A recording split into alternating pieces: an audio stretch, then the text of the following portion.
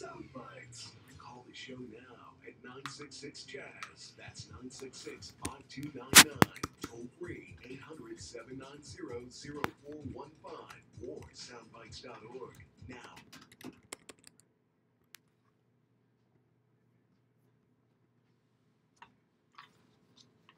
Good afternoon, Mr. and Mrs. American, all the chips in the PC.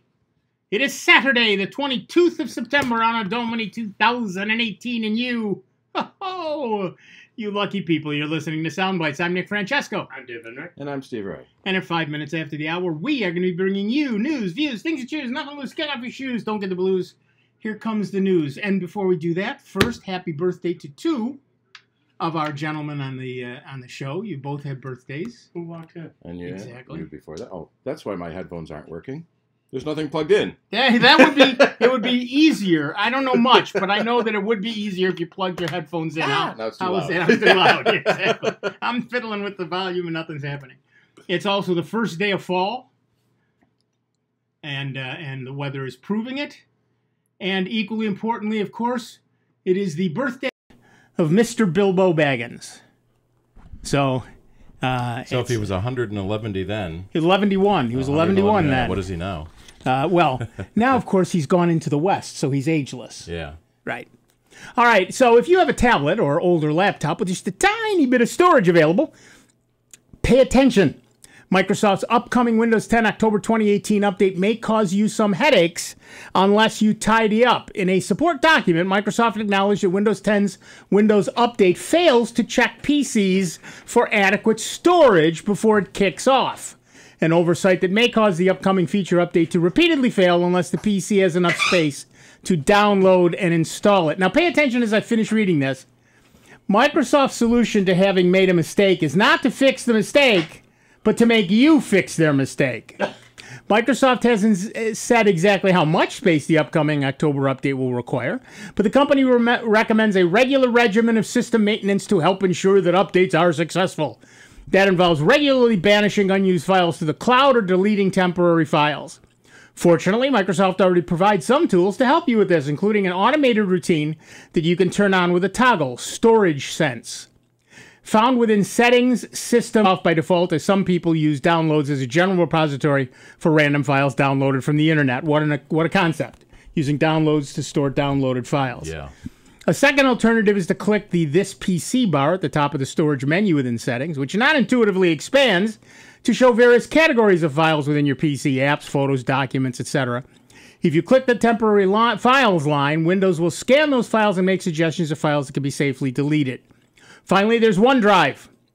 Though the web interface can be daunting, you can click the small cloud icon on the taskbar, sign into OneDrive if you haven't already, and dump files into the cloud, assuming you only need 5 gigs worth.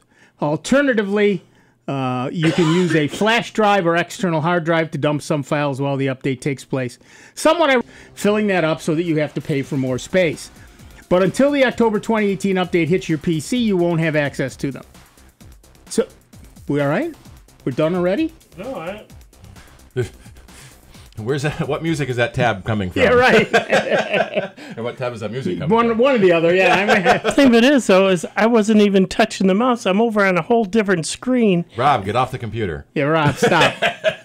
So our poll of the week at soundbytes.org, that is Bytes with a Y, Francis would like to remind you, is Microsoft says, make space on your hard drive for a new update. And your choices are, I've got lots of space.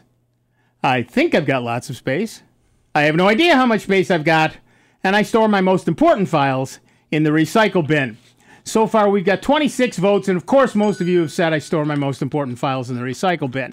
But it depends. If you've got a desktop, well, and of course, if you have more to say about this, you can do so in our forums. If you scroll down on the right, under Fascinating Stuff, you will see the forums.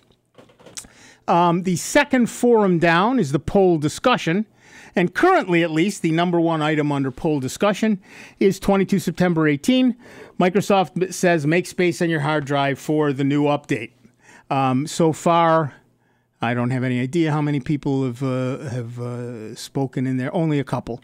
And then you can join us here You can give us a call, 585-966-JAZZ. That's 966-5299. Or toll free at 1-800-790-0415. This is almost not news. For years, I've been angry at Windows. I'm trying to copy files to a flash drive, and it doesn't check ahead of time if it will fit. Yep. You get to the end, and it says not enough space, and it stops. And doesn't tell you which ones it copied, which ones it didn't copy. So you got to start all over again. Right. And in particular, if you're trying to copy, for example, an ISO.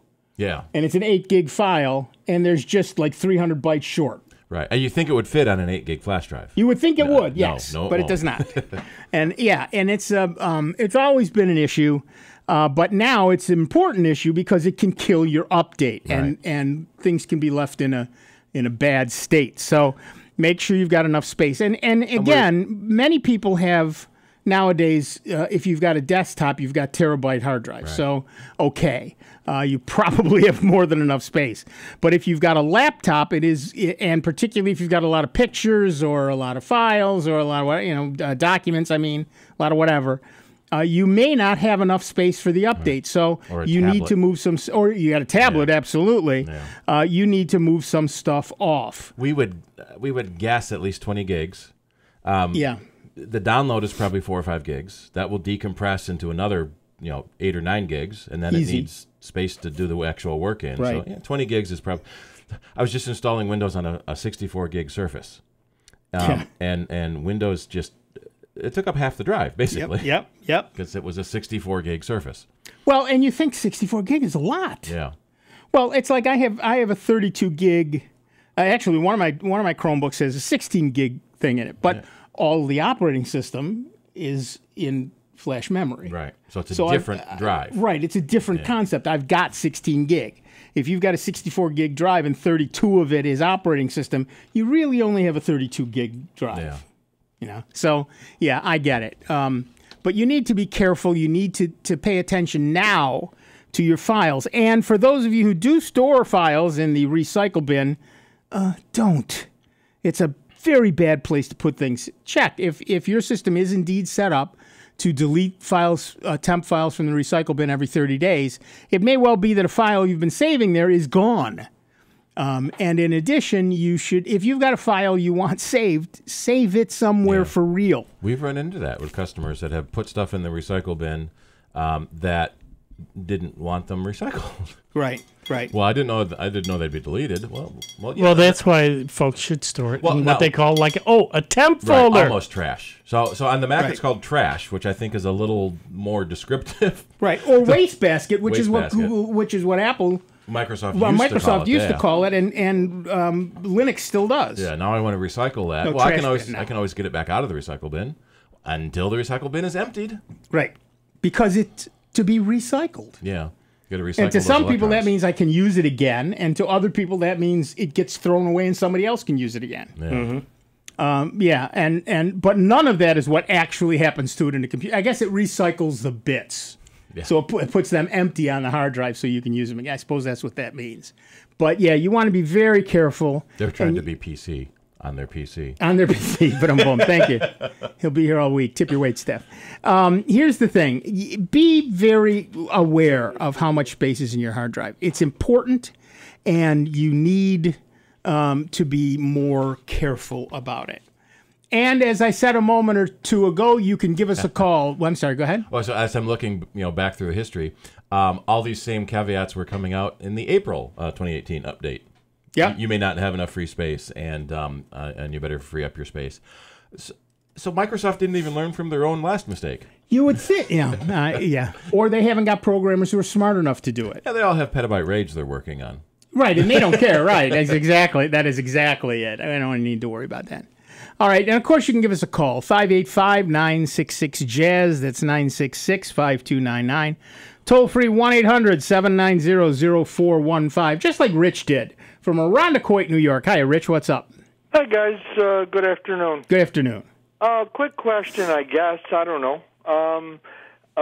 Wife's computer, who she states that it's running slower. I've run antivirus. I've deleted temp files and all that other kind of stuff. I wondered if you guys had any other suggestions for cleaning up a computer, if you will, I guess. Did you run just an antivirus or also anti-malware? All of the above. Okay. Well, here's you've deleted temp files, but how much other space is on her hard drive, and what's running in the background? Nothing new. Let me put it to you that way. At least I don't think so. I mean, she hasn't added any programs, and the only thing she really does is travel the internet and email, if you will. Right. And your connection hasn't gotten slower. A lot of other people on your head end or whatever. So, no, not that I know of. Actually, my connection through Spectrum has been pretty good, actually. Okay. So, all right. So, but she believes the machine is slowing down. Yes, and once in a while she'll say that it doesn't shut down as quick as it used to, or something to that respect. It all sounds like there is something running in the background. Yeah, absolutely. Because then that would have to quit when you're doing your shutdown. Okay. If you look at the task manager and then the process list, okay. So the main window in Task Manager shows you the applications running, which could be none. But then you go to the Process tab, and it shows you the hundreds of Windows processes that are running in the background. There might be something weird in there. The Windows Update task is trying to download the giant update, and it got stuck or something. Oh, so it may be a legitimate program is bogging the system down. Right. The other thing to do is just check how much free disk space there is on your machine. Okay. Also, you might want to run scan disk or check disk. Okay. And defrag it if it seems to be overly fragmented. Although that's much less likely with Windows 10 than it was with anything else. Yeah, and I've often heard that running defrag too often is not a good thing. Right. You absolutely don't want to do that. But, if once a year is certainly not too often. But it's not like the old days, back when hard drives would get fragmented. Once they came out with NTFS, that was a far more efficient way of organizing the files, and defragging became something more or less of the past. And the hard drives got big enough that they didn't have to let it get fragmented in the first place. Okay. Right. What else has changed? Any new hardware added? No, nothing that I know of. I don't think she's added anything, or, other than, we just run Norton antivirus and that kind of stuff, but nothing, no new programs that I know of. One of the strange things that we often see is that through no change, your computer just starts feeling slower as it gets older. Right. And sometimes that's because, unbeknownst to us, it's being asked to do more things. So you said she does web surfing.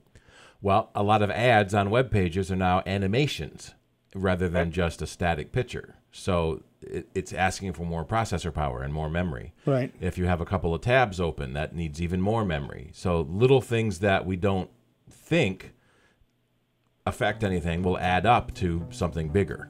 Right. Well, the only thing I know is that she's a very avid Candy Crush player. Oh, well, okay. Listen, hold on. We got to take a break. Don't go away. We'll be back in just a couple of minutes with Dave Enright, Steve Ray, me, Nick Francesco, Rich from Arondacoit, and you. It is 19 minutes after the hour. It is Soundbites. It is member-supported Jazz 90.1. Online 24 hours a day, 7 days a week at soundbites.org. More with Nick Francesco, Dave Enright, and Steve Ray next on member-supported Jazz 90.1. Contributions over the years made through our pledge drives have brought great programming to our listeners. Creating a legacy gift to benefit Jazz 90.1 builds a bridge from one generation of public radio listeners to the next. Please remember Jazz 90.1 in your will, trust, or general estate plans, and join our Jazz 90.1 Legacy Society. You can also find out more by visiting www.jazz901.org.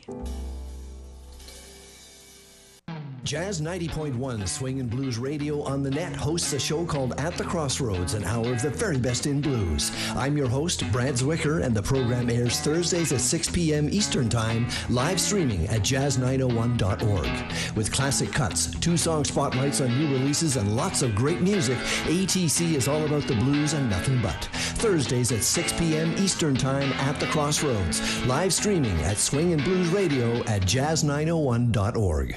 I am incredibly proud to be a physician here at St. Jude, to be in a place where I know my patients are going to get the top-notch care, not only care, but also research happening 24 hours a day, 7 days a week. Every single person is a part of that St. Jude family that makes that happen. Because of everyone that is really committed to the mission of St. Jude, we're giving families hope. St. Jude Children's Research Hospital. Finding cures, saving children. Learn more at stjude.org. The success of any business depends on its ability to offer value, a great quality product or service for the right price. Businesses themselves need to get value for the things they need as well. As an underwriter of Jazz 90.1, you can get the word out about your business, what you do, where you are, and how to reach you. Underwriting messages are straightforward, simple, and easy to remember. Underwriting at Jazz 90.1 is a great way to promote your business while supporting public jazz radio. For more information, call the Jazz 90.1 business office at 966-2660 today. Hey, at our startup, my team and I move at the speed of tech 24/7. Bottom line, I just want the news that matters. So I turn to my local radio and TV stations. I want to hear from people who live and work in my town, people I know and trust. For the best entertainment, sports, news, weather, and traffic, anytime, anywhere, I stay local. Support your local stations. Text RADIO to 52886. Furnished by the NAB and this station. Message and data rates may apply. Reply STOP to opt out. Are you planning a vacation? Take the great savings you receive with your member card with you. Order a travel card to enjoy 2-for-1 benefits while you're away. Visit membercard.com/jazz901 to order travel cards and pay just a small fee to cover shipping and handling. You can also use the member card mobile app to take advantage of benefits at your destination. Don't have a Jazz 90.1 member card? Become a member today at the $90.10 level and above to receive yours. And now, a check of your Jazz 90.1 weather forecast. It felt like July yesterday. Today across Rochester, Western New York, and the Finger Lakes, it will feel like October. Clouds and a northerly breeze will give way to some limited breaks of sun later in the day. The high temperature near 60. Tonight looks partly starlit, rather chilly. The overnight low temperature into the mid-40s, even lower than that in our southern valleys. The autumnal equinox occurring at 9:54 p.m. Plan on ample sunshine Sunday, the high in the upper 60s. I'm meteorologist Josh Nichols for Jazz 90.1. Currently, we've got overcast skies, 58 degrees out at the airport, and 60 degrees here at member-supported Jazz 90.1. Hi, I'm Jim McGrath, host of the Blues Spectrum. I hope you can tune in this Sunday evening from 7 until 9 for some of the best blues around here on member-supported Jazz 90.1. Welcome back, everybody. I'm Nick Francesco. I'm Dave Enright. I'm Steve Ray. And at 24 minutes after the hour, you're listening to Sound Bytes, and we're still talking to Rich from Irondequoit. You still there, Rich? Yes, I am. All right, let's talk Candy Crush. Okay. I suspect that what your wife is saying is, in fact, that Candy Crush has gotten very slow. I don't know if that's the truth or not, but yeah, okay, let's go with that. Because everybody's complaining about Candy Crush having gotten very slow. Okay. And there's two reasons for that. Do you happen to know which browser she's running? Probably using it in Firefox. Okay. Firefox is probably good. And is she running it on Facebook or directly from King Saga, whatever the name of the company is? I think, you know what, now that I think about it, I think right out of Facebook. Okay. If it's, okay, yeah, Facebook is its own separate set of issues. Candy Crush on Facebook is slow, depending on the time of day and yada, yada, yada. Facebook is not as fast as people would like it to be. The second thing is that it depends on whether they're. I think Facebook is still using the Flash version of Candy Crush. Okay. And so there's two things that you need to do. One is you need to. You said she's using Firefox? Yes, I believe probably going onto Firefox and then maybe to Facebook to get it? Yeah. Well, through Firefox is what I'm saying. So you need to clear the cache in Firefox. Okay. Then you probably should clear the cache in Adobe Flash itself. Okay. And the easiest way to do that, I think, probably. Actually, we can have Steve. Yeah, there's a special URL you type in to load your right. Flash And Steve's going to put a link for that. Okay. So you should clear the cache in Flash Player, and as a last resort, although we don't recommend doing it too often because it can be dangerous. Run something along the lines of CCleaner to clean out your registry. Okay. Be very careful what you delete, but as well. Okay. Okay? And I'll try those. She may want to try running it on King's own website directly rather than through Facebook. Okay. That way there's only one layer involved. Right. Sure. And on King's own website, it runs in HTML5, which is faster than Flash anyway. It runs in Flash. Oh, it still runs in Flash? Yeah. Okay. They keep saying it runs in HTML5 now. Interesting. Anyway, all right. Give those things a try. I will. Thank you. All right. Thanks. Have fun. Right. Bye-bye. Good luck. Well, that's Candy Crush Saga. Is that different than Candy Crush? I have no idea. I have no idea. I don't play that one. I don't play any of them. So I don't know. Who? Robert? I don't know. Oh, there's Candy Crush Saga, Candy Crush Soda. God, there's so many of them. Right. And while we think of them all as just Candy Crush. Candy Crush Jelly. Right. And while we think of them all as Candy Crush, the people who play them know that they are very different items.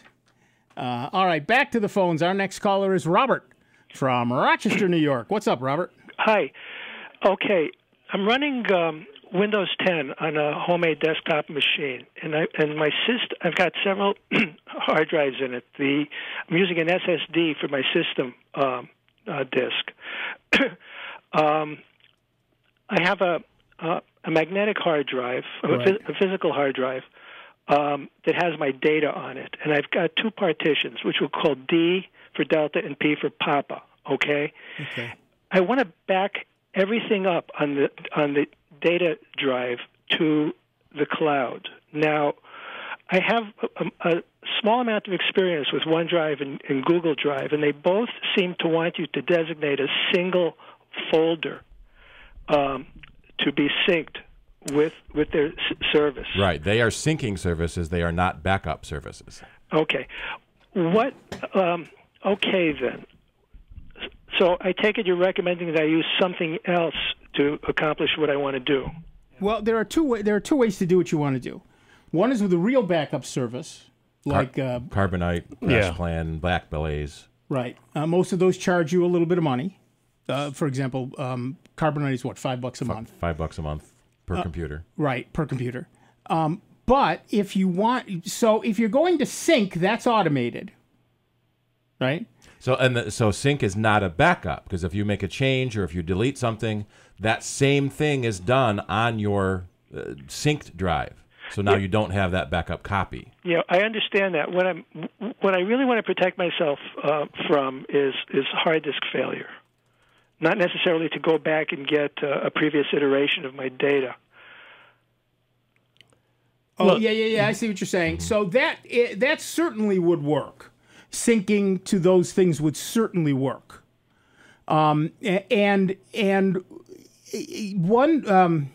OneDrive, the Microsoft one, only gives you 5 gig for free. So if you've got less than 5 gig, it's a suitable thing. Otherwise, you're going to be paying for some stuff.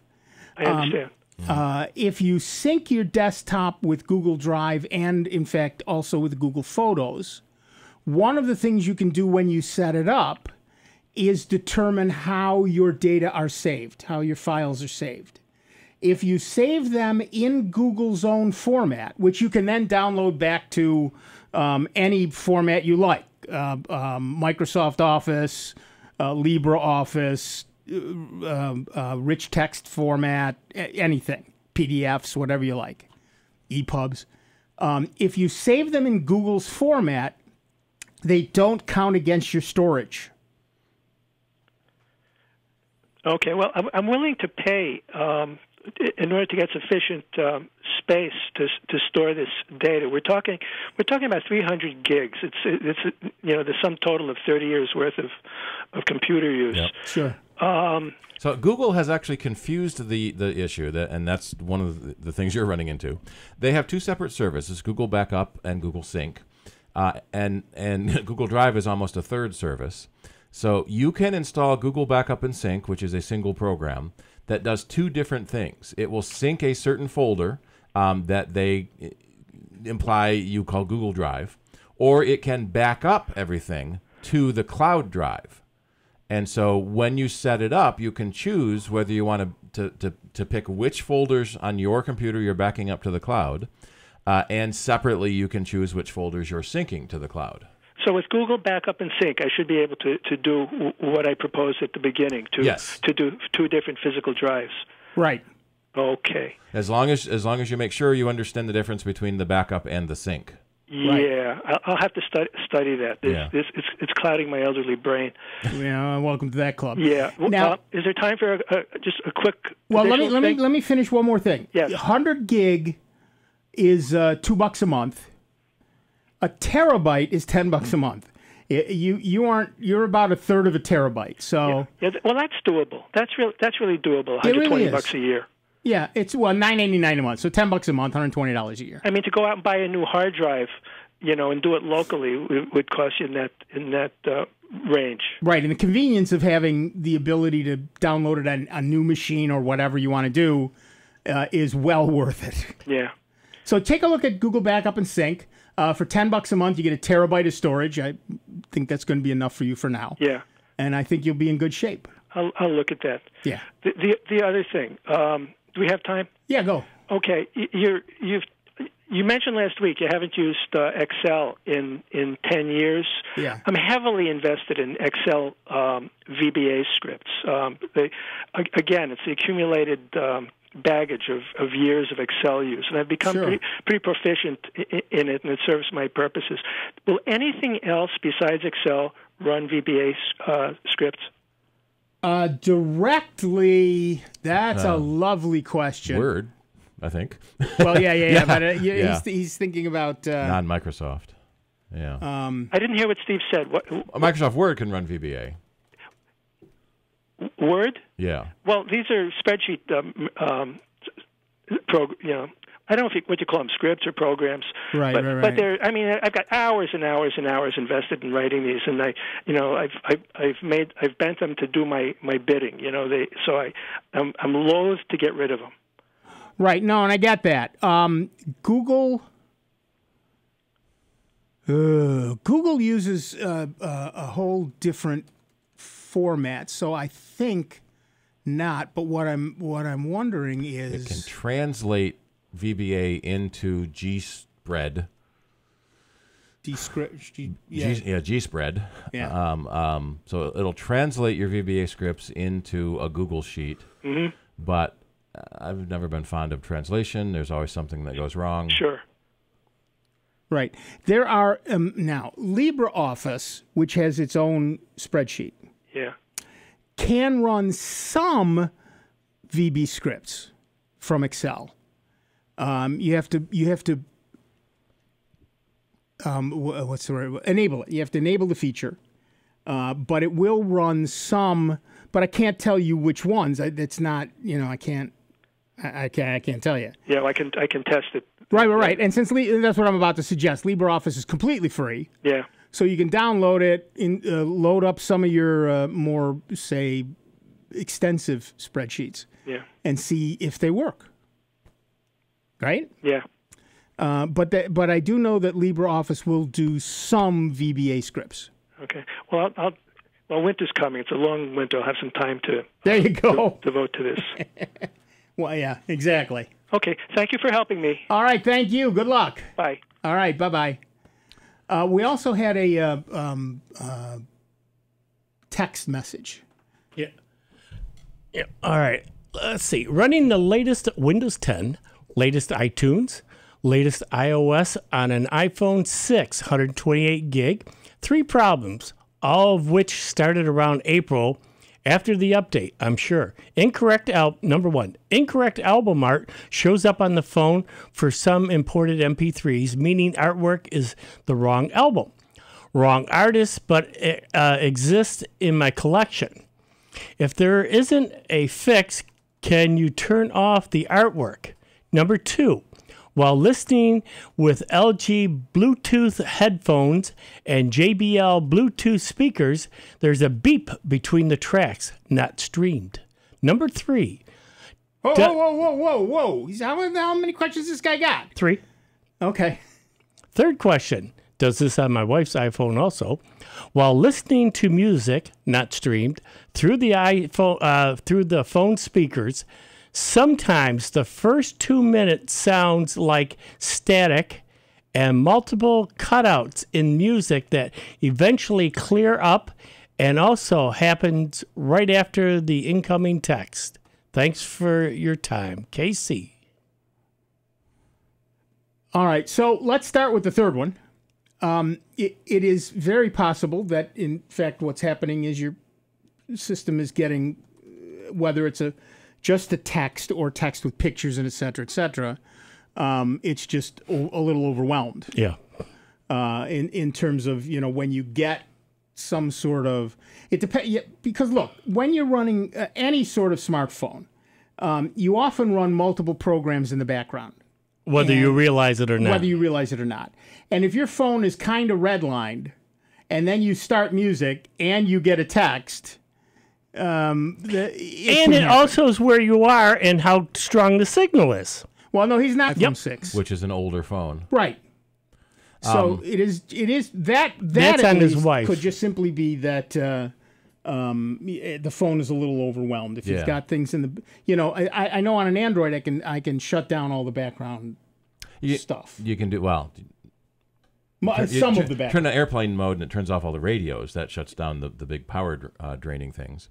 So if the problems are all on the phone, but everything plays okay in iTunes, I would say back up the phone, erase and restore, and then that puts a clean OS on, eliminates any cruft that might have been building up, and should then restore your album art from iTunes on your computer.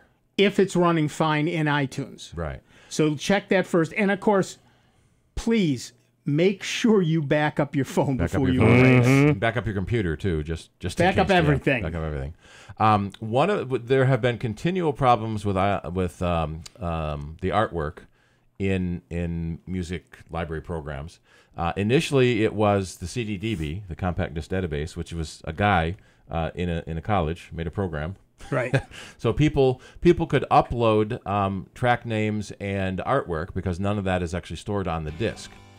And then it was bought by Gracenote and hopefully gets a little better, but we still see cases where they are wrong at the other end. And so you fix them yourself in your iTunes. All right. Do you have more? Now we got to talk about LG, but we got to take a quick break. Back in just a couple of minutes with Dave Enright, Steve Ray, me, Nick Francesco, Casey's Text, and you. It is 39 minutes after the hour. It is Soundbites. It is member-supported Jazz 90.1. It's America's longest-running computer show. Back to more Soundbites with Nick, Dave, and Steve. Next on member-supported Jazz 90.1.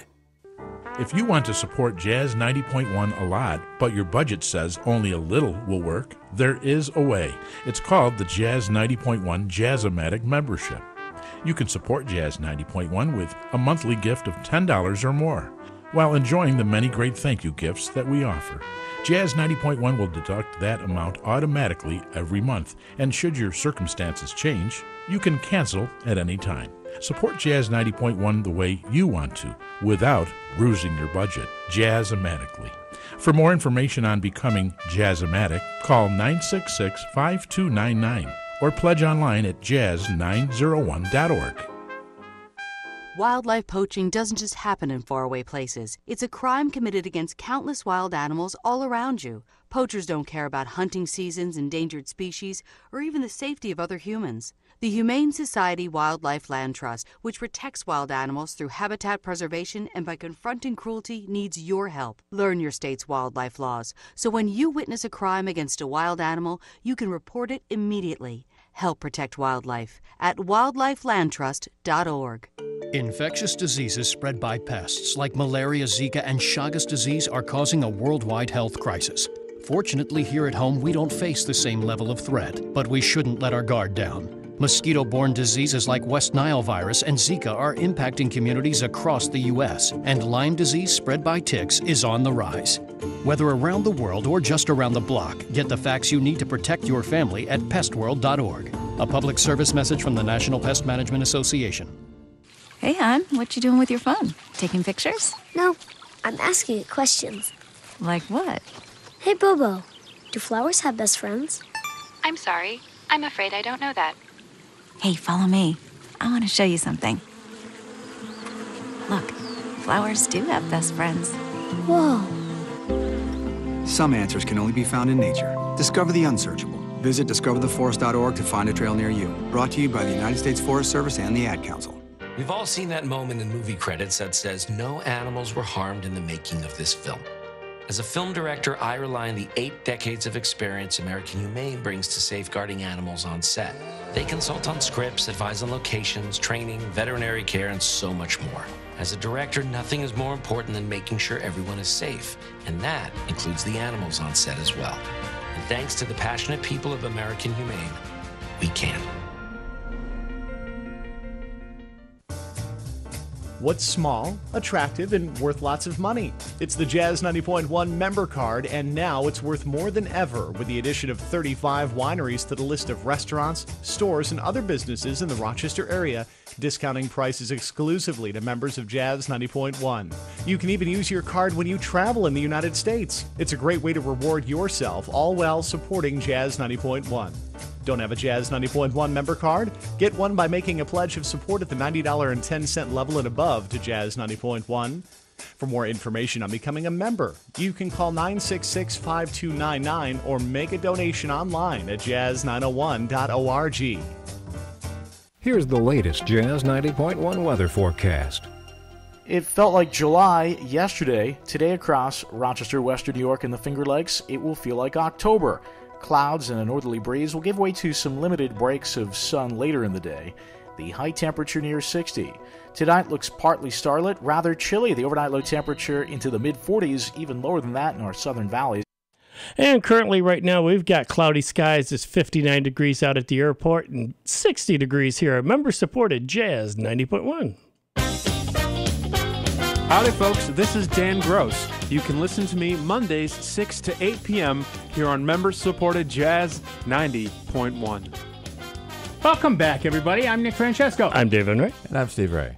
And at 44 minutes after the hour, we are Soundbites, and we are, I believe, on the last piece of Casey's text. Yep. About the LG Bluetooth beeping between tracks. And, okay. Yeah. General Bluetooth troubleshooting, unpair both devices and repair them one at a time. Right. This apparently is not, people are complaining about the same thing. There's a Reddit thing that apparently has no end that's the same thing. Like every Reddit thing. You're right. Like every Reddit thing. There's one on Verizon. Yeah, they're just everywhere. And I do not know what to tell you about this. The answer seems to be yes. Yes, it does. Yes, it does. And they say turn the volume down. Okay. Then you won't hear the beep. And you won't hear the beep, and that's exactly right. One person suggests that this is the same issue we were talking about earlier. There's too many background things going on. I don't necessarily know how that's supposed to work, but okay. And of course, it may well be that you have an older version of iOS. Maybe you can't upgrade if it's an iPhone 6. I think he said he had the latest, and the 6 can upgrade to the latest. Okay. Well, I don't know. iOS 12 came out this week, and now I don't know anything anymore. I got to relearn it. Yeah, relearn everything. Yeah. But a whole lot of people are having this problem. The iPhone, particularly with Bluetooth headphones, and it's not just LG. It appears to be all of them. The iPhone beeps between songs, and here's a very long thread on Apple's support website, and I'm still looking for an answer. I hear. Well, I'm reading one on a website called Jaybird, who make Bluetooth headsets, and their answer is it's the speech assistant moving you to the next song, and there's no way to turn that feature off. Right. And there's lots of people saying I've got the same problem, and there's no response from Apple. So I'm sorry, we do not have an answer for that particular question. I'm sorry. I don't know what else to say about that. Other than you're not alone, if that helps any. Right. But try unpairing and repairing and see Can't if that hurt. Yeah. We had another person just text in and it says, the person with the slowing computer, disk errors, causing the drive to try many times. Yep, that's Question a mark. possibility. Tip-off was slow to shut down. Yeah. So run check disk and see if it finds any disk errors. Yeah, we did suggest that, so that's good. Yep. Many Bluetooth, going back to the Bluetooth question, many Bluetooth devices use a beep to tell you the battery's low. Oh, that's true too. So maybe, but it wouldn't be between every song. Yeah. So no, it plays every 3 minutes. Maybe. Which coincidentally is between every song. That could maybe. Or you don't hear it when the song is playing. You only hear it in the silence between songs. Right. Maybe. It's all in the timing. Yeah. It's all in the timing. But yeah, there are a whole lot of people complaining about this. Check your batteries. Make sure it's a charged Bluetooth speaker. But it is certainly likely that it's just the problem with Apple. Back to the phones. I've read other things that Android phones are doing it too. I don't know. I think it's a problem with Bluetooth. Oh, it might be. Yeah. Our next caller is Dennis from Rochester, New York. Hiya, Dennis. What's up? Well, this is, I think, mainly for Steve.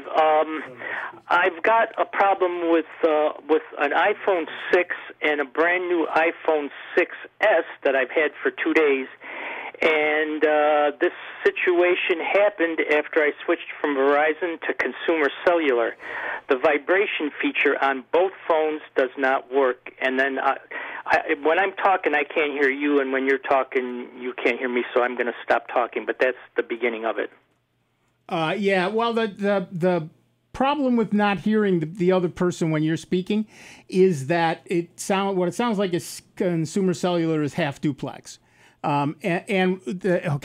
Full duplex means both of us could talk at the same time and we'd both hear each other. Half duplex means only one half of the conversation is heard at a time, so either I'm talking or you're talking. There's nothing you can do about that. That has entirely to do with your carrier. But as for the vibration, that's a separate issue. Oh, I'm sorry. I meant that with you guys. That's that when one person talks, the studio can't hear, and that sort of thing. We got to do it like a two-way radio. Oh yeah, well then the problem is here. The way our system is set up, it's half duplex. I did not know that. Thank you. Okay. Anyway, so the vibration feature on both phones does not work now that I switched to Consumer Cellular.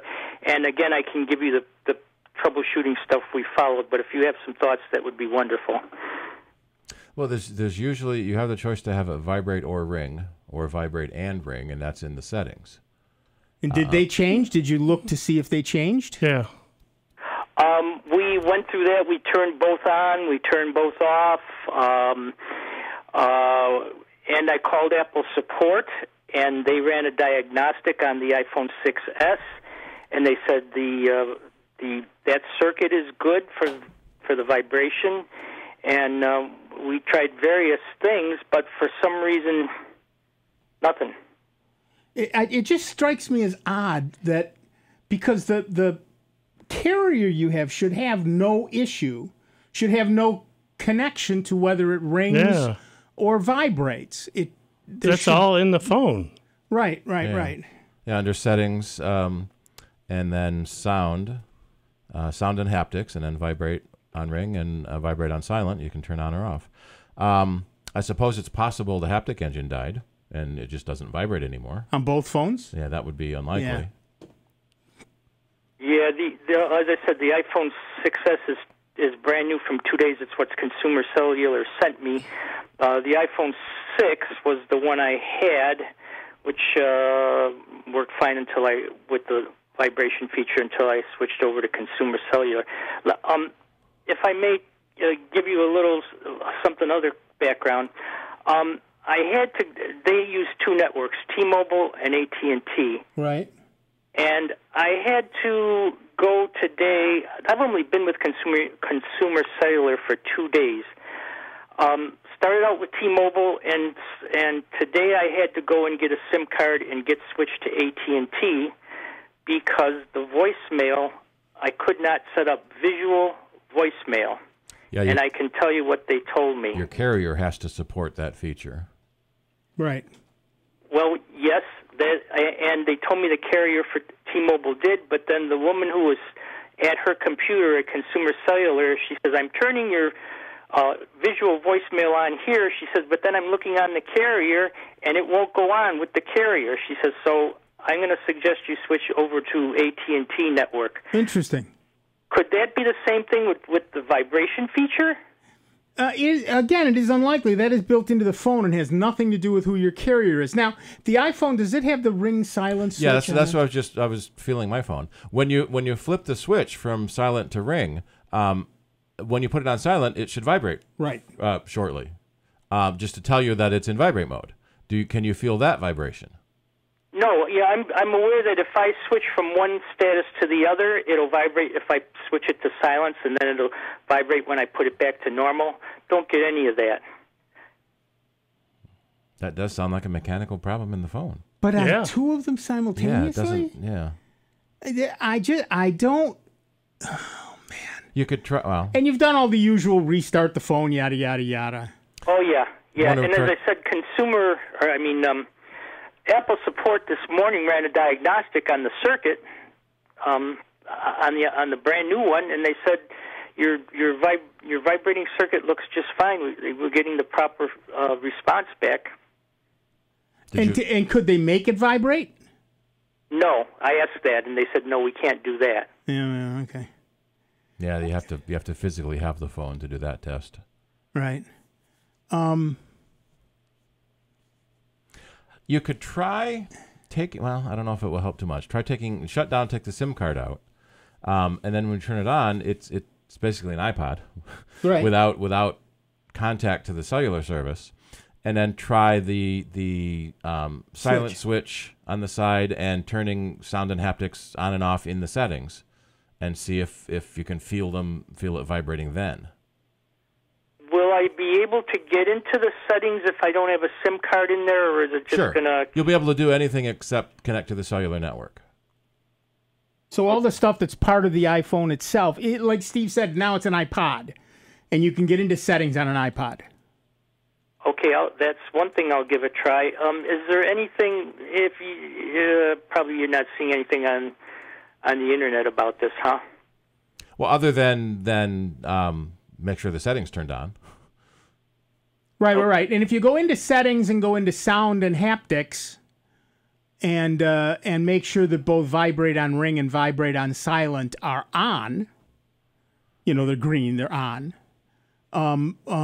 because it is certainly not impossible that when you switched over to cellular, those got to your new carrier, that got turned off. But it doesn't mean that it couldn't be turned back on again. It's just that going with the new carrier and it resets the phone, and that may have been turned off. So, but you say you checked that. Yeah, I did that myself numerous times. And in addition to that, on the iPhone, there's a separate area where you can you can do a custom vibration depending on the phone call you're getting. Right. And they had me, the default, I think, is called Quick.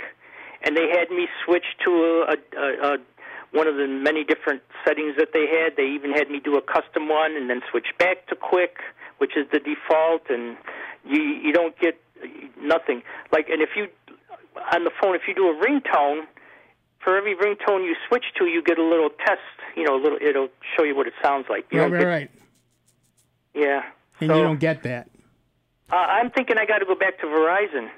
I might go to the Apple Store instead. They would probably know more about the phone.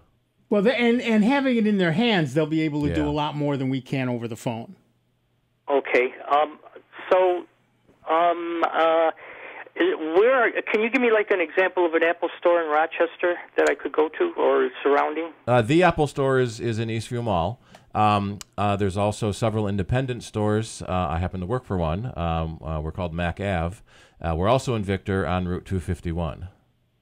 Okay, and if I brought that to you, you would be able to do something a little more than what Apple support could do over the phone? Yes. Yeah, in general, having it in your hands means you can do way more with it than you can. And see what's going on. Over the phone. Okay, great. Well, thanks anyhow, guys. I appreciate your time. Sorry, thank you. Bye. Bye-bye. Yeah, sometimes, particularly with something that has so many settings as a phone, you need to have it in your hands because you're going to look at it and go, oh, look at that. Mm-hmm. And boom, you're done. But yeah, it's obvious when you can see the screen. Right. And so, we understand that can become an issue. Yeah. It's a very... Every link I see for my Vibrate doesn't work is make sure it's turned on. Right. It never says, what if it is? Right. Well, it strikes me as odd that it would happen when they switched over. Yeah. Except that if there was a complete reset to the phone, that reset may have turned them both off, but you have to look at all the places you can turn it on to see that you have, in fact, got it turned on in all those places. Yeah. Especially switching carriers. Right. Well, that's what I'm saying. That's a full reset of the phone. Yeah, totally. And so every setting is turned off. Mm-hmm. And so it just may be that in one of those many places, it is still turned off. I turned my vibration off. Yeah. But when I go in to check my ringtone pattern, it still vibrates. So the sample vibration works even if Vibrate on Ring is turned off. Right. Of course, this is a 7, but I would assume it's similar on the 6. You may assume that, but that's not necessarily true. Yeah. But yeah, so... nope, not going to remember to turn that back on or I'll... Yeah. I am really waiting the iOS 12 feature where it's Do Not Disturb for a while. Because I'll set mine on silent for the show, and then on Thursday it says I missed how many phone calls. Yeah. I'm there too. All right, listen. That music tells me you've wasted an entire hour of your life with this nonsense, but we know that you want more. You just want more. And so you're going to have another hour of this nonsense on the other side of this break. So take a quick bio break, get yourself a little something to eat and or drink, and come back again for a whole nother hour of the longest-running computer show in the known universe. It's Dave Enright, it's Steve Ray, it's Nick Francesco, and it's you. And it's 59 minutes after the hour, and it's Sound Bytes, and it's the truly great and truly grateful to you that we are member-supported Jazz 90.1. See you on the other side.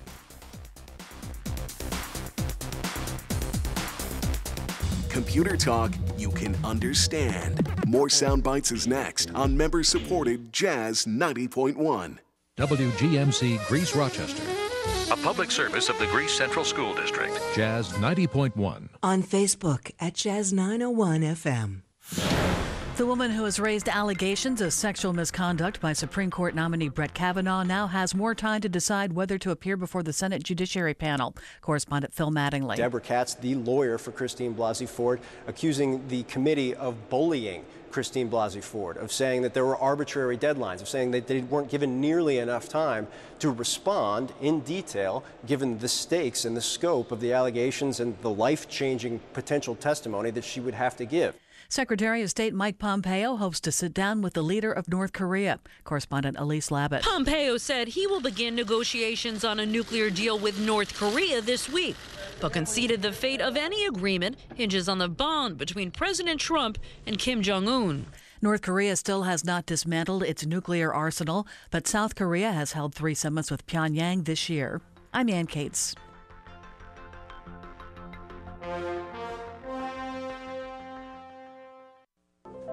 Make a day with the Jazz 90.1 Enhanced Member Card and enjoy 2-for-1 savings all day long. When you make a gift of $90.10 or more, we'll send you a Jazz 90.1 member card. Then enjoy savings at restaurants, cultural and family attractions, bed and breakfast, wineries, lodging, and more. When you use your Jazz 90.1 member card just a few times, it pays for itself.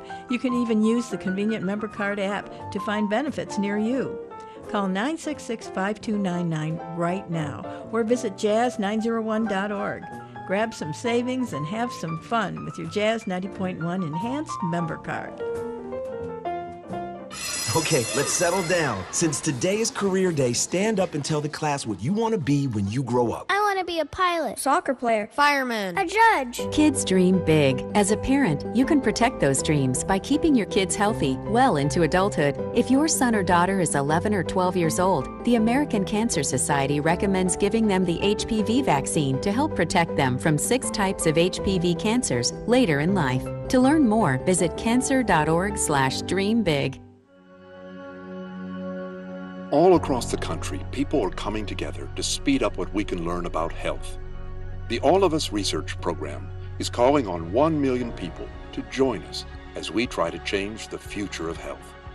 For your family, for future generations, for all of us. Visit joinallofus.org and find out how you can become 1 in a million. To protect her home and family in a disaster, Karen was willing to wade through water, mud, and insurance paperwork. Yeah, I can do this.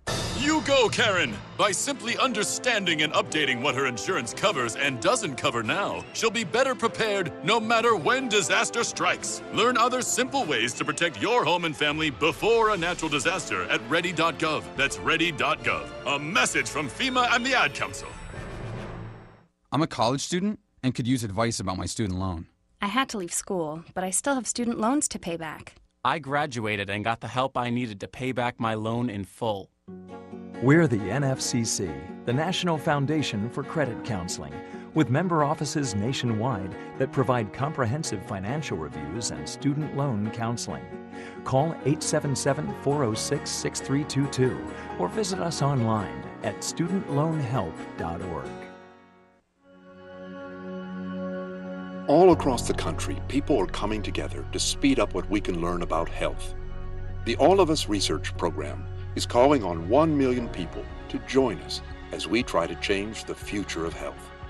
For your family, for future generations, for all of us. Visit joinallofus.org and find out how you can become 1 in a million. Jazz 90.1's live studio concert series continues with the Charlie Lindner Trio performing a live concert Wednesday, September 26th from 7 to 8 p.m. from the Jazz 90.1 studios. The Charlie Lindner Trio features Charlie Lindner on piano, Matt Ramerman on drums, and Kyle Vach on bass. Be listening Wednesday, September 26th from 7 to 8 p.m. for the Charlie Lindner Trio, live on Jazz 90.1, or listen online at www.jazz901.org. Welcome back to America's longest-running computer show, Sound Bytes, on member-supported Jazz 90.1. Get online now. Call 966-JAZZ. That's 966-5299. Toll-free 800-790-0415. Or submit your question by email at soundbytes.org. Once again, here's Nick Francesco, Dave Enright, and Steve Ray on member-supported Jazz 90.1. Welcome back, everybody. I'm Nick Francesco. I'm Dave Enright. And I'm Steve Ray. And at 5 minutes after the hour, we are Sound Bytes, and we have Rich from around the Kuwait back on the line, I think. Hi, Rich. What's up? Good morning, gentlemen. Good afternoon, gentlemen. My Windows 7 desktop computer desktop screen is all messed up. I can only get half of your Sound Bytes screen on. The cursor has a mind of its own. It won't respond to my... It responds to my mouse, but it won't pull things. Excuse me. It won't pull things over, and my toolbar, which used to be horizontal on the screen, is now vertical, and that's all messed up. How can I restore my screen to where it was a month ago? And I've run the Security Tango as well. Well, the toolbar, all you got to do is drag that back down to the bottom. I tried that. It won't work. I hold the left button on the mouse or right button, whatever, and it won't drag. All right. Well, the first thing you need to do, under Windows 7, can you get to the Start menu? Yes. Okay. On Control Panel, under Appearance and Personalization, click Display. Appearance and personalization, change the theme, change desktop background, or adjust screen resolution. There are 3 choices. There you go. Adjust the resolution. Okay. And it may be that it's set too large. If everything is too large, are you using a CRT or a flat panel? A flat panel. Okay. Then, yeah, you need to adjust your screen resolution. What it sounds like is that something that you may have been running, or you accidentally, but more likely something you were running, changed the screen resolution. Your flat panel monitor has a native resolution, 1024 by 768, 1900 by 1024, whatever it happens to be. Yeah. And it's quite likely that resolution is now wrong in that section of the control panel. It is set to recommended. And what is it set to? What is the number? 1366 by 768. And does that match what the manual for the monitor says it should use?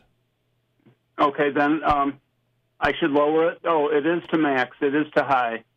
Okay, I'll put it in the middle, 1280 to 768. No, better?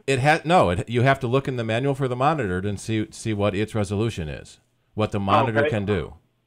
I understand the word resolution, but how would that play into the cursor not responding to my mouse, as well as the positioning of the toolbar and the fact that the screen won't open all the way, such as Soundbytes only takes up a third of the screen? Well, if the screen resolution is wrong and you can't see the whole screen, like can you see? Okay, hold on.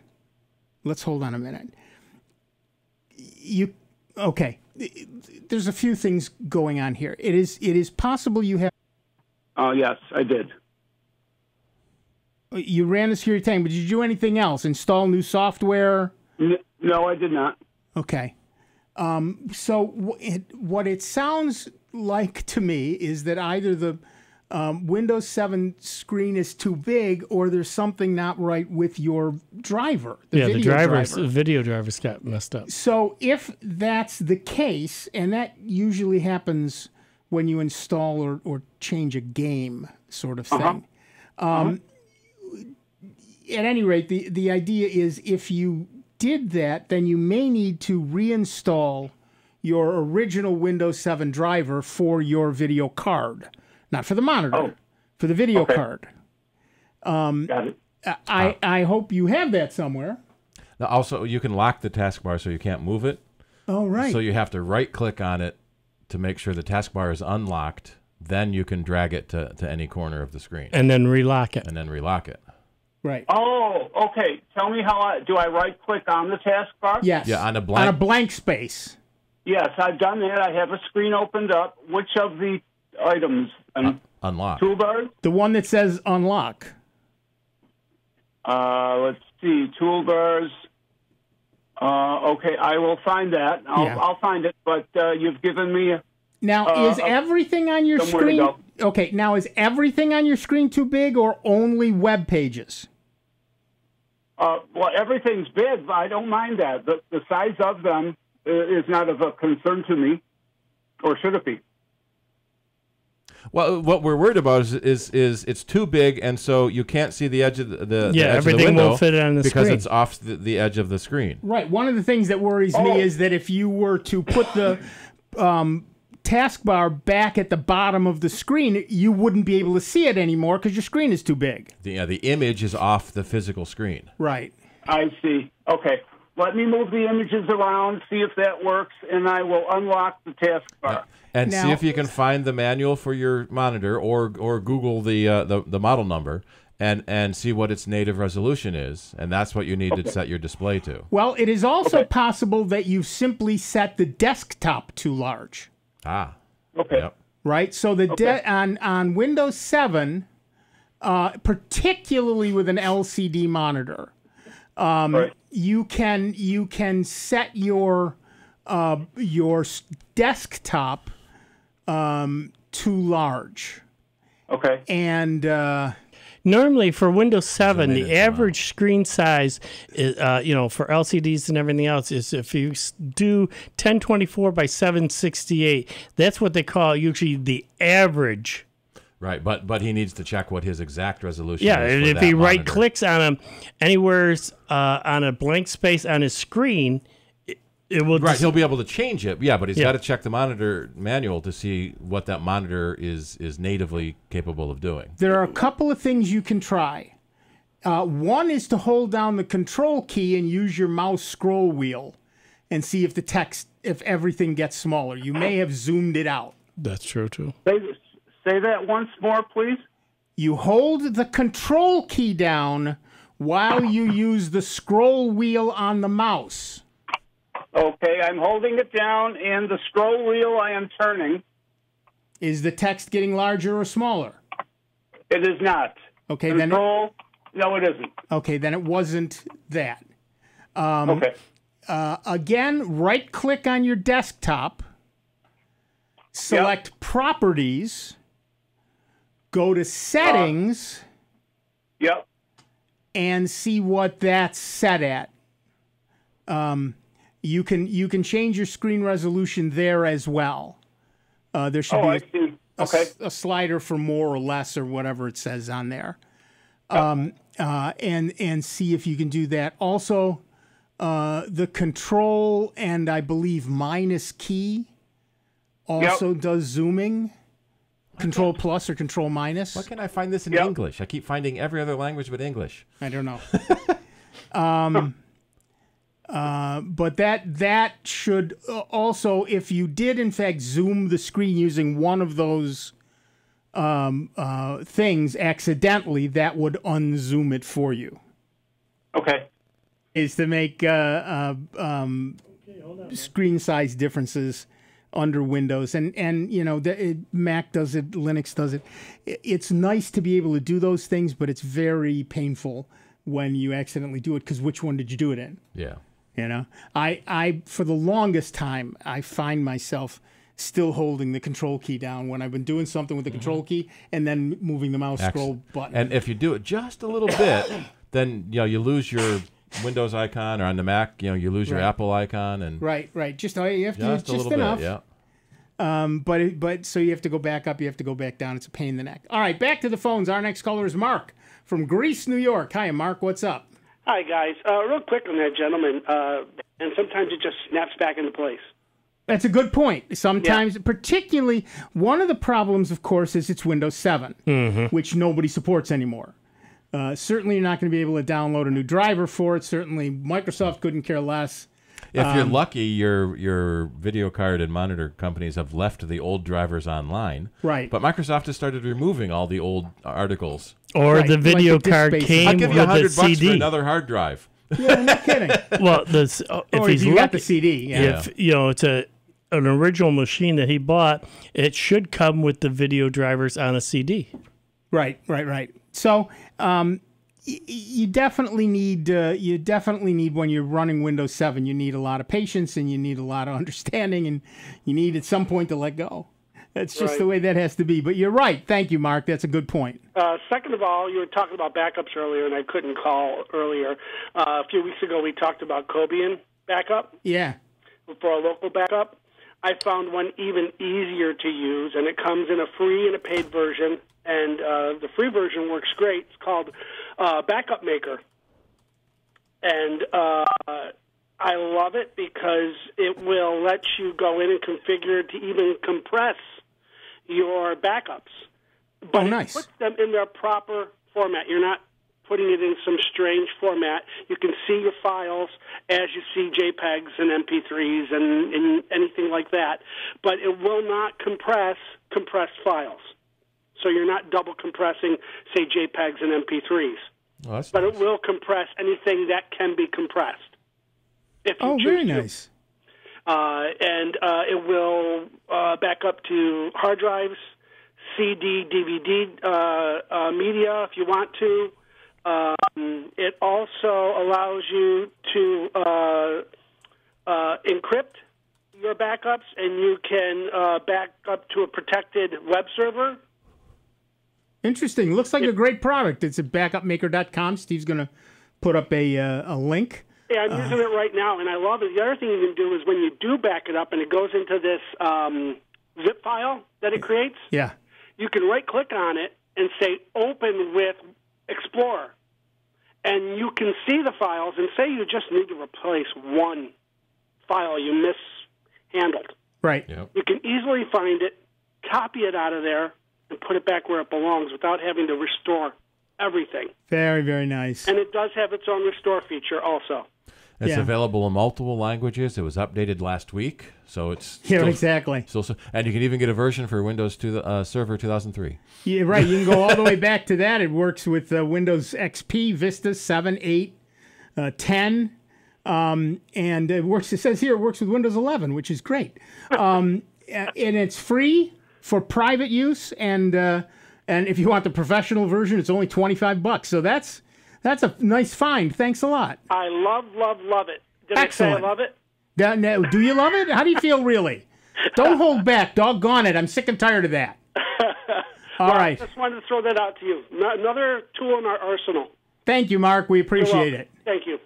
Yeah, it does look like a pretty neat I mean, I haven't explored it yet, but it looks like a pretty neat program. And again, it's free, so give it a shot. I saw a commercial for a backup thing on TV, and it scared me. It's a flash drive you buy with backup software on it. And you plug it into your computer, and it automatically backs up your photos. What else does it automatically do? Exactly. And all your photos are going to fit on a flash drive? Well, that's the other thing. How many photos do you have? I have 15,000. Yeah. So for me, I take 99% of my photos from my phone now. Yeah. So my phone just automatically backs them up to Google Photos, which means they're up there forever, and then I download the ones that I really want to keep. And you might have more than photos that you want backed up too. Well, exactly. Your Quicken file. Right. And that's the whole point behind Google Backup and Sync. Yep. All right, we're going to take a quick break. Back in just a couple minutes with Dave Enright, Steve Ray, me, Nick Francesco, and you. It's 19 minutes after the hour. It's Soundbites is member-supported Jazz 90.1.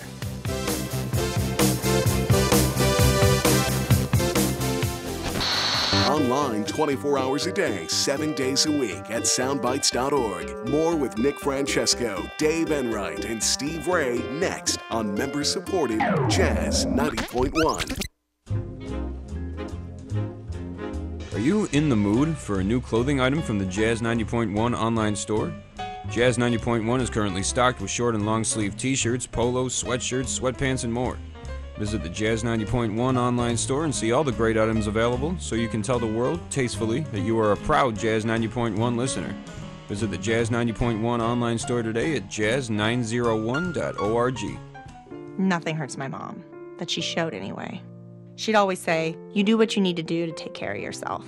But she thought that meant she had to do it on her own. We were trained to help others, but there's strength in finding help for yourself, too. We're in this together. The VA Women Veterans Call Center connects veterans with personalized information on VA services that can make a difference. Call 1-855-VA-WOMEN or visit www.womenshealth.va.gov. I am incredibly proud to be a physician here at St. Jude, to be in a place where I know my patients are going to get the top-notch care, not only care, but also research happening 24 hours a day, 7 days a week. Every single person is a part of that St. Jude family that makes that happen.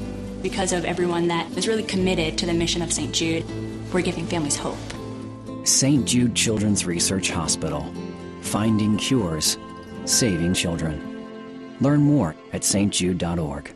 Wildlife poaching doesn't just happen in faraway places. It's a crime committed against countless wild animals all around you. Poachers don't care about hunting seasons, endangered species, or even the safety of other humans. The Humane Society Wildlife Land Trust, which protects wild animals through habitat preservation and by confronting cruelty, needs your help. Learn your state's wildlife laws, so when you witness a crime against a wild animal, you can report it immediately. Help protect wildlife at wildlifelandtrust.org.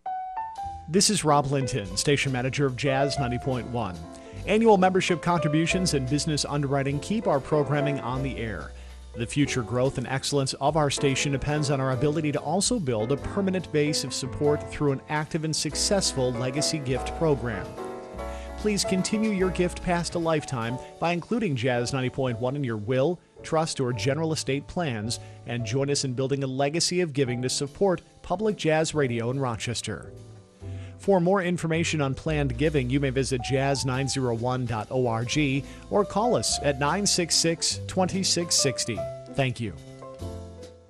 These days, it's easy to have information overload. Sometimes I just want to kick back, hear my favorite music and the news that affects me. That's why I stay tuned into my local radio station. When important news happens in my part of town, I hear it from them first. For the best entertainment, sports, news, weather, and traffic, anytime, anywhere, I stay local. Support your local stations. Text RADIO to 52886. Furnished by the NAB and this station. Message and data rates may apply. Reply STOP to opt out. Jazz 90.1 is supported by our members and the Rochester Philharmonic Orchestra, presenting Distant Worlds, music from Final Fantasy, Tuesday, September 25th at 8 p.m. in Kodak Hall at Eastman Theater. To purchase tickets, you may call 454-2100 or look online at rpo.org. Jazz 90.1 weather. It felt like July yesterday. Today across Rochester, Western New York, and the Finger Lakes, it will feel like October. Clouds and a northerly breeze will give way to some limited breaks of sun later in the day. The high temperature near 60. Tonight looks partly starlit, rather chilly. The overnight low temperature into the mid-40s, even lower than that in our southern valleys. The autumnal equinox occurring at 9:54 p.m. Plan on ample sunshine Sunday, the high in the upper 60s. I'm meteorologist Josh Nichols for Jazz 90.1. Currently, we've got overcast skies. It's 59 degrees out at the airport and 61 here at member-supported Jazz 90.1. Hi, this is Otto Bruno. Join me every Sunday from 12 to 2 on member-supported Jazz 90.1. Welcome back, everybody. I'm Nick Francesco. I'm Dave Enright. And I'm Steve Ray. And at 24 minutes after the hour, we are Soundbites. Well, this is an interesting story. Well, Apple is busy preparing. Hi, how are you? Apparently wasn't that interesting a story. Forget it. While Apple is busy in the last-minute preparations of iOS 12, a security researcher has shown a proof-of-concept web page that uses CSS to crash and restart your iOS running iPhone or iPad instantly. The same CSS-based hack reportedly also freezes a Safari window once you access it on a Mac. The 15-line web code snippet that highlights the flaw in Apple's operating system tries to use all the available resources on your iOS device. This causes a kernel panic on the hardware and ultimately brings a sudden restart. In July, ex-NSA security researchers Patrick Wardle spotted a bug that was crashing iOS devices on typing Taiwanese in iMessage, Facebook, WhatsApp, and other apps after receiving the Taiwanese flag emoji. The code pushing the denial of service bug was found to exist in iOS 11.3, although Apple issued a fix in the iOS 11.4.1, point left elbow, point J, updated at a later stage. Security researcher Sabri Hadoush on Saturday tweeted the URL featuring the proof-of-concept webpage that crashes iOS devices. Hadoush also posted the source code of the webpage on GitHub to detail the forced restart flaw. Hadoush also says that it's electronics. The code, based on HTML and CSS, contains numerous div tags. The CSS lines instruct the browser to apply a blur effect to every div element on the page, overloading the WebKit renderer. This means you'll experience similar results no matter whether you're using Safari or Firefox on your iPhone or iPad. Unlike some past iOS hacks that brought crashing cases through iMessage and other messaging apps, The latest case causes the sudden restart once you visit the web page. This makes it less impactful. Also, it's more annoyance than it is a problem as such. Also, it's worth noting the hack doesn't involve any data loss. It just crashes the system by putting too much load on it. As it is only 15 lines of code, it can be apps such as Facebook or Twitter. It could be given through email, WhatsApp. Hey, check this out. Yeah, exactly. Yeah. Once you tap that link, your device will freeze for a second and then restart.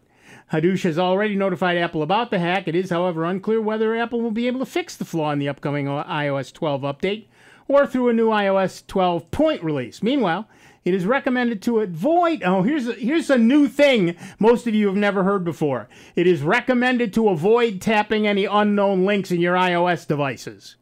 Duh. Oop. So keeping your device... Or any device. Or any device, in point of fact. Keeping your devices running well isn't always in your hands. Give us a call, 585-966-JAZZ. That's 966-5299, or toll free at 1-800-790-0415. This is not a dangerous bug because it restarts your phone, but you don't lose data. I guess unless you're in the middle of typing a text message somewhere else, but you save every all the time, right? Right. Yeah. And if it's on your desktop in Safari, it freezes Safari. But again, unless you were in the middle of doing something and hadn't saved it, I wonder if it freezes all the windows or just the one that you're in. I don't know Safari well enough to say if it's. It should be sandbox, but should be sandbox, yeah. But I don't know. Anyway, the point is that this is not a dangerous, kill your machine forever, destroy your iPhone, it blows up in your hand kind of problem. What it really is just an annoyance, but it does show yet another flaw that needs to be fixed in the iPhone before somebody says, well, if it can do that... Yeah, that's, I always say, a flaw that leads to a crash eventually leads to an exploit that does something specific. Right. So this is really, foot in the door, nose under the tent sort of thing, and they need to fix it fast. But he's right, it may be too late. Hadoush is right, it may be too late to fix it in iOS 12 if that's pretty much on its way out the door. Yeah, iOS 12 came out earlier this week. Do not install it unless you're one of those adventurous types. Yeah. Don't install it on your main device, and it's probably okay. But what we always like to say is don't install the 0.0 releases. Wait for someone else to find the problems. Right. I expect 12.0.1 to be out in a couple of weeks. Right. I'm waiting for that. Right. Unless you have an extra device to play with, So we've got some extra things at the office that we've got the iOS 12 on, the new macOS Mojave, which comes out this coming Monday. Same thing. You may want to wait till 14.0.1. Right. Before you do a major upgrade. And back up before you do anything, just in case. Well, I just upgraded my Linux box to 1804. Right, which came out in April. 1804, right? Right, 1804. I waited till 1809 was out, and then I upgraded. 1810 was out, and then I upgraded to 1804 because I'm cynical, I guess is the best way to put that. All right, back to the phones. Our next caller is Andy from Greece, New York. Hi, Andy. What's up? Hi there. Happy birthday to Steve and Dave. Happy birthday. Thank you. And Bilbo Baggins. My wife's laptop. And happy HP, birthday to you. Oh, I Windows see. 10. Hello. Go ahead. Okay. It's an HP with Windows 10. Recently, it started... She goes, we get the paper digitally. Or electronically, however you want to put it. Right. Recently, and it's been working fine. All of a sudden, this past week, now she's getting notifications in the notification tab in the bottom right corner. And they're coming in they'll just pile up, 8, 10, 11 plus. Driving her nuts. And you have to go in and open up the notifications tab and hit the X's and get rid of it. I went on the website. There doesn't seem to be a place to turn them off. So I'm assuming it's in Windows you turn off notifications? Yeah. Are these notifications coming from Windows or from whatever browser you're using? It's coming from the DNC. And okay. She's using Chrome browser. Oh, okay. All right. So, it's the same place where Super Anti-Spyware puts in a virus definition update, and that one pops in there and tells you that's there, little things like that. But all of it, and but all of a sudden, and the DNC never did this. And all of a sudden, I don't know what they changed, but all of a sudden they're pushing out these notifications, and it's just messing everything. It seems to slow the machine down. And I see a lot of websites have started doing this. The first time you go to the website, your little pop-up says, "Do you want to get notifications?" And then you can say allow or block, and because they sometimes switch allow and block, every once in a while you accidentally hit allow. Yep. At any rate, if it is in Chrome. So you click the three dots, right? The menu, the three dots menu at the top, and select Settings. Okay. At the bottom of Settings, you'll see Advanced. Okay. Under Privacy and Security, you can click Content Settings, then Notifications, and then you can choose to block or allow notifications. You can say block all and check it, or delete that site, and it'll ask you again next time, and pay attention to which you click. Now, if they're actually coming from Windows 10, it's very similar. So what you want to do there is click the Action Center icon that's on the right-hand side of the Windows taskbar. That little, it's probably an up arrow. And then click the All Settings button and select System, and then Notifications and Actions, and then Add or Remove. Look for the Notifications subhead, and then you can turn on and off stuff there. Just same idea. Okay.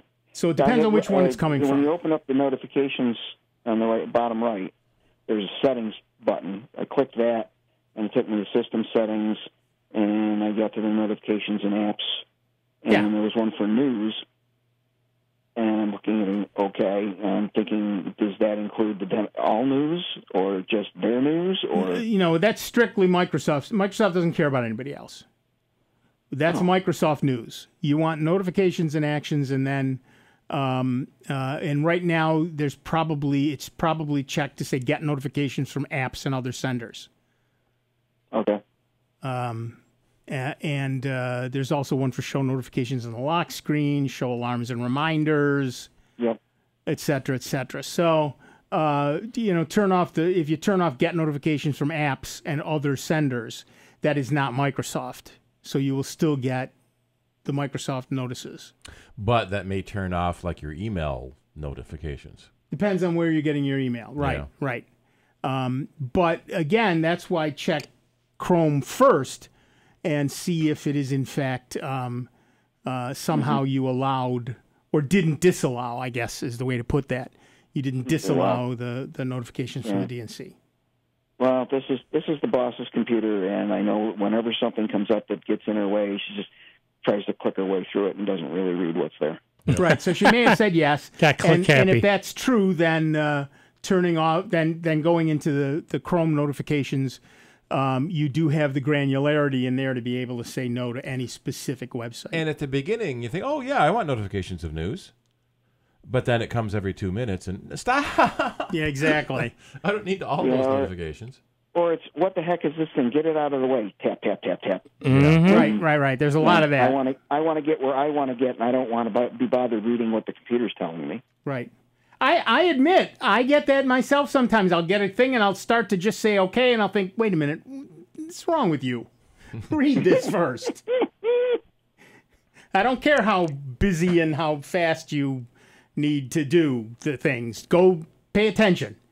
But we don't always do that, and we should, and blah, blah, blah. Shoulda, coulda, woulda. Right. Well, I get a chuckle because this is a person who taught many, many, many children how to read instructions and take your time and read the instructions. And what does she do?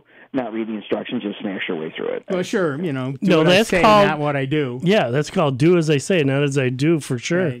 Right. Yeah, there you go. But now, and let me give you a piece of advice. When you fix it, don't lord it over her. No. We go in when she's not looking and we fix it, and then the problem goes away, and then she's happy. Exactly. You know what you're doing. and then I don't get yelled at. That's right. That's how it works. All right, thanks, Andy. Well, see you later, guys. Have fun. Bye-bye.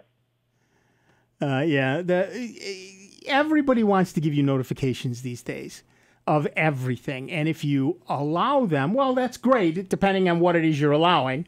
Like I'm waiting for a package today, and I signed up to get text messages for when it gets delivered. But that's a one-time, one-shot, give me the text messages for this delivery thing. And so when it comes, I can happily, I was about to say run downstairs, but mostly limp downstairs. But I certainly don't want, and every website is asking for them now. Every single website. Do you want to get notifications for when a new YouTube? No. Oh, that's why.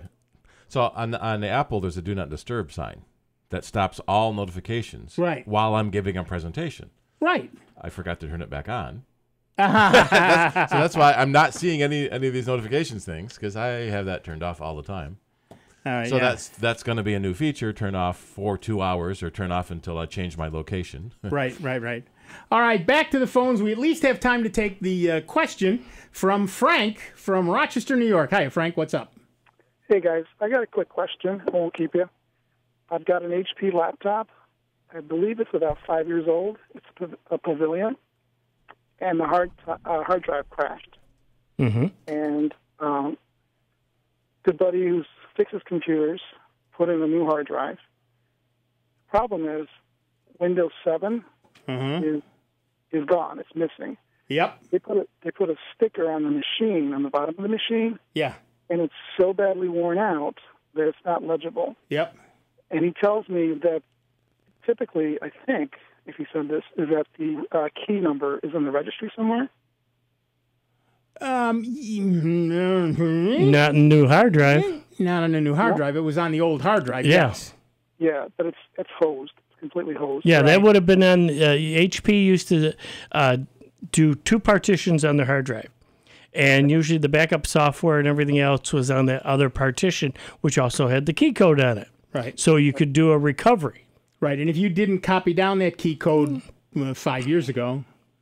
Yeah, I didn't do it. Yeah, and I hate to be the one to tell you this, but of course you can't get Windows 7 anymore. You certainly can't get key codes anymore. Linux would probably run on that machine amazingly well, but Windows 7 likely will not. I'm sorry. He's putting Linux on it right now as we speak. So I just wanted to get Windows 7 back. I guess I can't do it. No, I guess not, and I am sorry. Okay. Thanks, yep. We got to take a quick break. Back in just a couple of minutes with Dave Enright, Steve Ray, me, Nick Francesco, and you. It is 39 minutes after the hour. It is Soundbites. It is member-supported Jazz 90.1. Before you call into our show, please make note of the following rules. 1, turn your radio down. 2, turn your radio down lower. 3, remember, nobody has invented a good-sounding speakerphone yet. Don't use them. 4, make sure you have a point. It makes for a more interesting show. 5, calling does not guarantee you'll get on the air. No whining. 6, if you do get on the air, please do not tell the host what you just told the screener. We don't care. And 7, is that radio turned down yet? We hope this will make for a more enjoyable program, and we thank you for your time. It's America's longest-running computer show. Back to more Sound Bites with Nick, Dave, and Steve. Next on member-supported Jazz 90.1. As a Jazz 90.1 listener, you have the ability to leave a lasting gift to the jazz community. By making a planned gift, you can support Jazz 90.1 for many years to come. For more information, contact your financial advisor or call 585-966-2660. You can also find out more about planned giving by visiting www.jazz901.org. Infectious diseases spread by pests like malaria, Zika, and Chagas disease are causing a worldwide health crisis. Fortunately, here at home, we don't face the same level of threat, but we shouldn't let our guard down. Mosquito-borne diseases like West Nile virus and Zika are impacting communities across the U.S., and Lyme disease spread by ticks is on the rise. Whether around the world or just around the block, get the facts you need to protect your family at pestworld.org. A public service message from the National Pest Management Association. I'm a college student and could use advice about my student loan. I had to leave school, but I still have student loans to pay back. I graduated and got the help I needed to pay back my loan in full. We're the NFCC, the National Foundation for Credit Counseling, with member offices nationwide that provide comprehensive financial reviews and student loan counseling. Call 877-406-6322 or visit us online at studentloanhelp.org.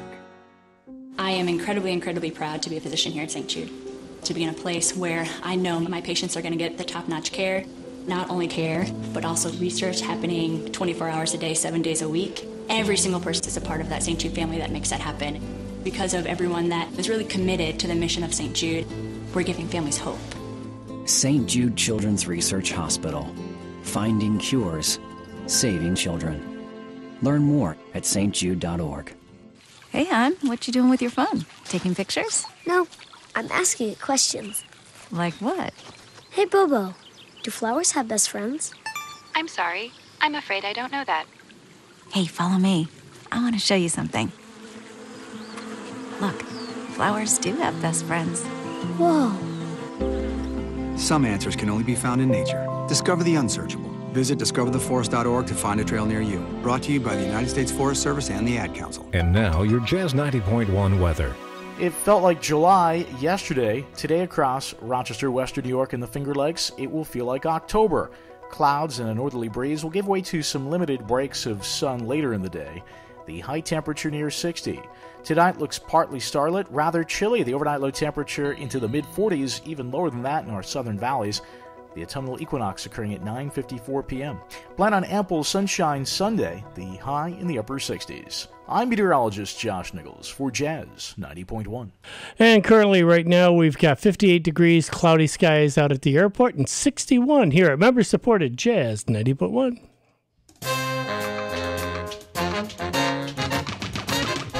Computer problems? Get answers from the experts. Sound Bytes, noon to 2 Saturdays, only on Jazz 90.1. Wait, there's experts? Where are they? That's what he said. Okay, well, welcome back, everybody. I'm Nick Francesco. I'm Dave Enright. And I'm Steve Ray. And at 44 minutes after the hour, we are Sound Bytes, and we have Scotty from Greece, New York on the line. Hi, Scotty. What's up? Hi, guys. I got an Asus with Windows 8, and I'm wondering, what should I do to? Should I give up on this laptop, or can I do something? What would be my options to get this thing running again? So Windows 8 has stopped working? Right. Yeah. You can upgrade to Windows 10, but since the free upgrade window has passed, you now have to pay for Windows 10. You can put Linux on it. Those are pretty much your two choices. Which is free. Which is free. But those are pretty much your two choices.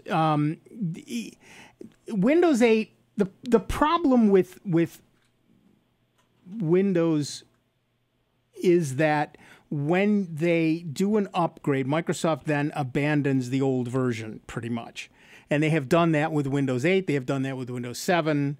And you just can't get support, upgrades, new software, reload your driver. You can't do any of that stuff anymore, easily at least. And so that's why Microsoft insists that people move up each time to the latest and greatest version of Windows. If you miss that window of opportunity there to do so for free, then you will have to pay for it. The other thing you have to check is whether the specific Asus tablet that you have will take Windows 10. Depends on how old it is and everything else, right? But given that if it will take it, then you could purchase a copy of Windows 10 and have that installed, or you could put Linux on it. Now, I have an Asus laptop that also came with Windows 8, and Windows 10 went on it just fine, but I eventually put Linux on it because I'm a Linux guy. But the point is that, and mine is probably 5 years old now, so it ran Windows 10 just fine. So it is quite possible that Windows 10 will run well on your Asus, but you should check that first. And you do that at Asus's website. So yeah, you want to make sure you have enough processor, enough RAM, and you may want to upgrade the RAM anyway. Right. It's at asus.com. And if you, well, obviously you don't have any login there, but you can go under support and consumer and take a look at your various notebook things, laptops, phones. They probably have if you scroll down, you'll see the various. Yeah. And then you put in your product. You select your product series and your product model, and it'll tell you all about it, what you can do and what you can't do, and everything else. Okay. Yeah. I don't know. I'm just boggled with this. I got a laptop with Vista on it. Yeah. And it just keeps chugging along. Well, and that's great until it doesn't, and then and then now what do you do? And Vista, of course, you have to be very careful at this point where you go on the internet as to what you might be downloading in the background or accidentally or whatever. But that's one of the problems Microsoft has. The older versions work well enough for most people. And, of course, Microsoft doesn't get any money when you use the old versions. Right, so they want you to upgrade, and one of the ways they get you to do that is they stop supporting the old versions. And so you will get, for Windows 7, for example, you will continue to get, and Windows 8, you will continue to get many security updates for a while. But then even that goes away, and certainly no other updates will come to you. And so you may find that as the world moves on, you are left behind. And that's, a lot of people, like I said, put either Linux or Neverware's software on their systems, turn it into a Chromebook, essentially.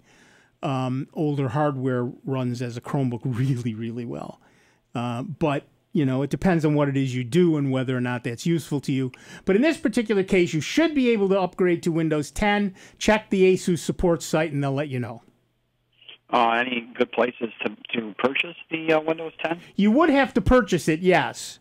But before you spend any money, check to make sure that your laptop will support Windows 10.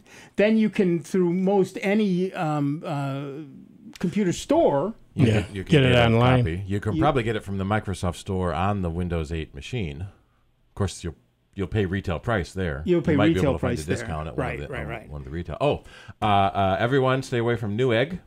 And if you've bought anything at Newegg in the last few years, you're screwed. They just had a big breach and lost a bunch of data. Right. But let's talk about that after we finish with this question.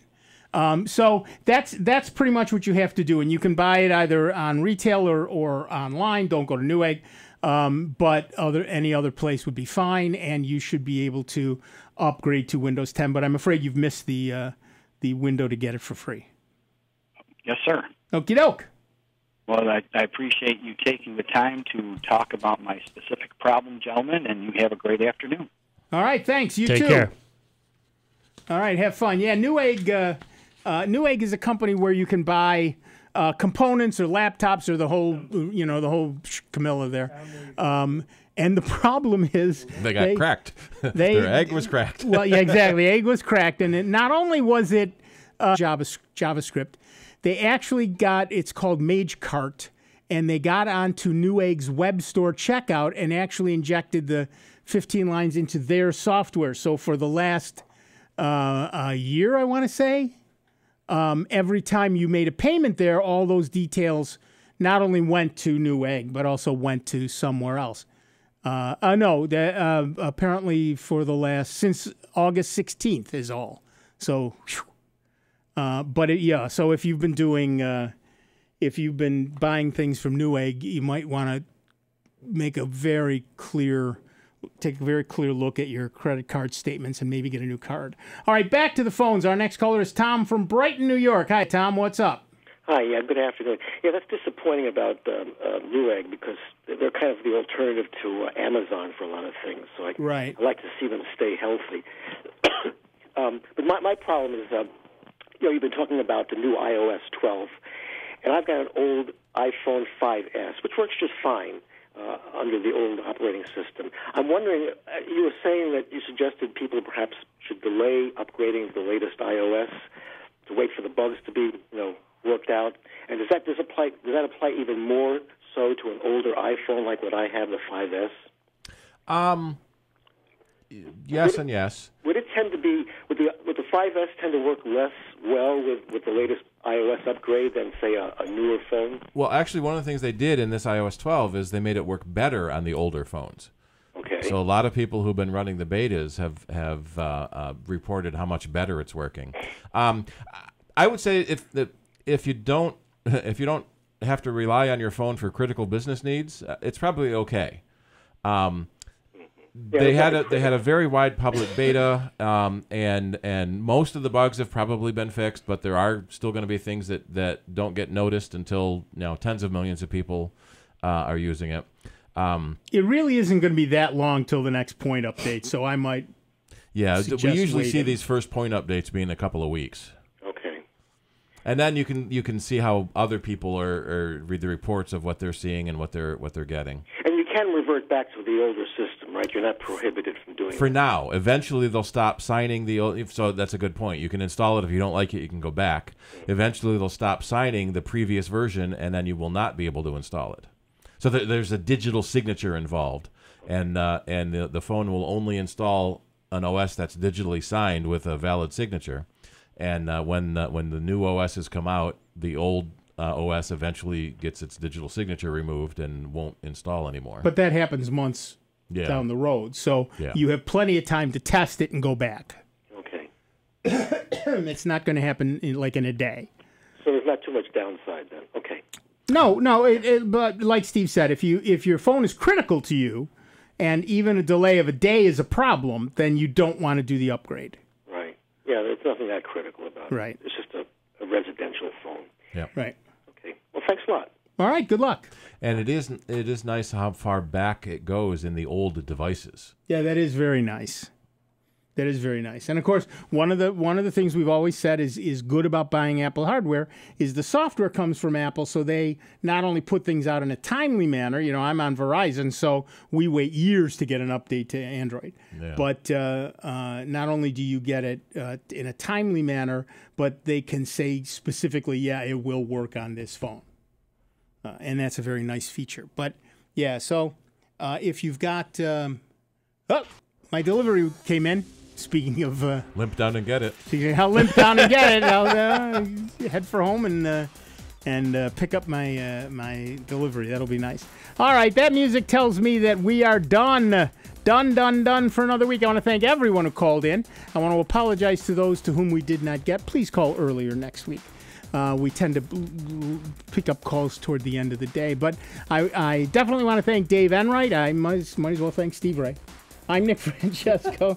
Don't go away. George is coming in to play the best German music you'll hear all week. Michael's here to keep him on the straight and narrow. And we will be back next week with a whole lot more of the longest-running computer show in the known universe. That's right. You've been listening to Sound Bytes right here on the Truly Great. And we are truly grateful to you that we can remain member-supported. This is Jazz 90.1. Trio, performing a live concert Wednesday, September 26th from 7 to 8 p.m. from the Jazz 90.1 studios. The Charlie Lindner Trio features Charlie Lindner on piano, Matt Raymerman on drums, and Kyle Vach on bass.